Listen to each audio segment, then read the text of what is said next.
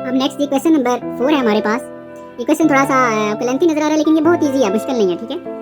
If it takes 5 second to recite कलमा पाक once, मतलब क्या है कि एक दफा, वंस का मतलब होता है एक दफा, कलमा पाक यानी कि एक दफा जब आप कलमा पढ़ेंगे तो आपको कितना टाइम लगेगा, 5 सेकंड, ये कहा जा रहा है, ठीक है। इस जुमले में ये बोला गया है कि एक दफा कलमा पाक पढ़ने से आपको कितना टाइम लगेगा, 5 सेकंड लगेंगे। फिर वो कहता है हाउ मेनी हर्स, यानी कि कितने घंटे लगेंगे, will it take to recite कलमा पाक। अगर एक दफा पढ़ने में 5 सेकंड लग रहे हैं तो फिर वो आपसे कह रहा है कि कितने घंटे लगेंगे जो है ना उसको 1 मिलियन टाइम्स, यानी कि 1 मिलियन जो है ना वो पढ़ना है वो। तो यहाँ तक एक कंप्लीट आंसर हो जाता है, ठीक है, सॉरी क्वेश्चन।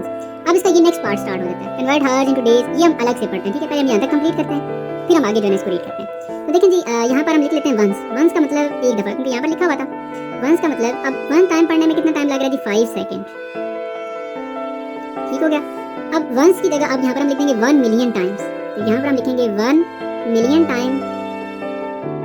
अब 1 मिलियन टाइम तो कैसे पता चलेगा, आप 5 को 1 मिलियन से मल्टीप्लाई कर दें, तो 5 मल्टीप्लाई 1 मिलियन। अब 1 मिलियन कैसे होता है, देखिए आपने 1 लिखना है और 6 जो है ना वो 0 बना देना है, 1 2 3 फिर 4 5 और 6। तो अगर 6 0 हो और 1 लिखा हो तो ये 1 मिलियन होता है, ठीक है। अब आपने इसको मल्टीप्लाई करना है तो बहुत आसान है, 5 को जस्ट आप 1 से मल्टीप्लाई करें तो 5 आ जाएगा, बाकी आप 0 इसी तरह लगा दें, 1 2 3 4 5 और ये 6, ठीक है। तो यहाँ पर हमें ये आइडिया हो गया कि ये में जो है ना कितना टाइम लगेगा, ठीक है। लेकिन ये सेकंड्स में, क्योंकि हमने सेकंड में भी सॉल्व किया, इतने सेकंड लगेंगे। अब हमने इसी क्वेश्चंस को आगे कन्वर्ट करना है। देखिए अब हम पढ़ते हैं क्वेश्चंस को। क्वेश्चन में कह रहा है कन्वर्ट हावर्स इनटू डेज, जो घंटे हैं उनको कन्वर्ट करें दिनों में। लेकिन हमारे पास तो अभी हावर्स में भी आंसर नहीं है, वो तो सेकंड्स में है। हम सेकंड से पहले जाते हैं हावर्स में और फिर हम उसको कन्वर्ट करेंगे। अब देखें सेकंड से डायरेक्टली अब हावर्स में नहीं जाएंगे, आप पहले सेकंड से मिनट में और फिर मिनट से फिर हावर्स में। तो हम डायरेक्टली ये वर्क कर सकते हैं। हम ये लिखते हैं जी 6 0 हैं 2 3 4 5 और 6। सेकंड से मिनट में जाने के लिए आपने 60 से डिवाइड किया और फिर मिनट से हावर्स में जाने के लिए इधर ही आप 60 से अगेन वो कर दें, तो ये आप जाने ये कन्वर्ट हो रहा है हावर्स में। इसका बस आसान तरीका ये है, इसको आप इससे डिवाइड कर लें, यानी कि ये आप दोनों मल्टीप्लाई कर लें बेशक अलग से, 3 4 5 और 6, और इन दोनों का मल्टीप्लाई करें तो ये 3600 आ जाता है।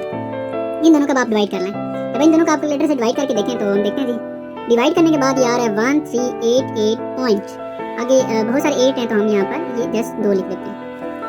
अब ये कन्वर्ट हो चुका है हावर्स में, ठीक है। इसको अब हमने किस में कन्वर्ट करना है, convert hours into days, days में कन्वर्ट करेंगे। डेज में कन्वर्ट करने के बाद फिर हम आगे रीड करते हैं कि आगे क्या कह रहा है, ठीक है जी। अब डेज में कन्वर्ट करने के लिए यहाँ पर मैं लिख देता हूँ डेज, ताकि ये भी क्लियर हो जाए कि ये हमारे पास डेज अभी आने लगे। तो डेज के लिए आपने क्या करना है, इसी नंबर को 24 हावर्स से, यानी कि एक दिन में आपको पता है 24 घंटे होते हैं, तो इसलिए हमने इसको अब 24 से डिवाइड कर देना है। इसी नंबर को डिवाइड बाय 24 करेंगे, जो आंसर आएगा ना वो आपके कन्वर्ट हो जाएंगे उसके डेज। तो हम देख लेते हैं जी कि कितना आंसर आया। तो ये ऑलमोस्ट 57.87, ठीक है जी। तो ये हमारे पास जो भी है यहाँ पर हम लिख लेते हैं कि ये डेज है।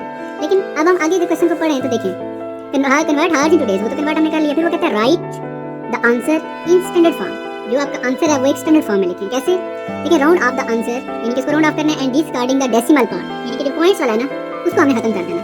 तो यहाँ से अगर हम इसके जो पॉइंट्स हैं इनको हम खत्म करें तो इसको खत्म करने का क्या तरीका होगा, देखें।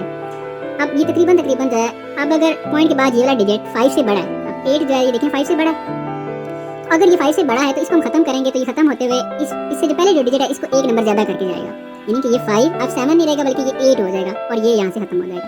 तो ये तकरीबन आप जो है ना ये बन चुके हैं 58 डेज राउंड ऑफ करके सारा। तो यहाँ पर आपका ये जो क्वेश्चन है ये कंप्लीट हो जाता है।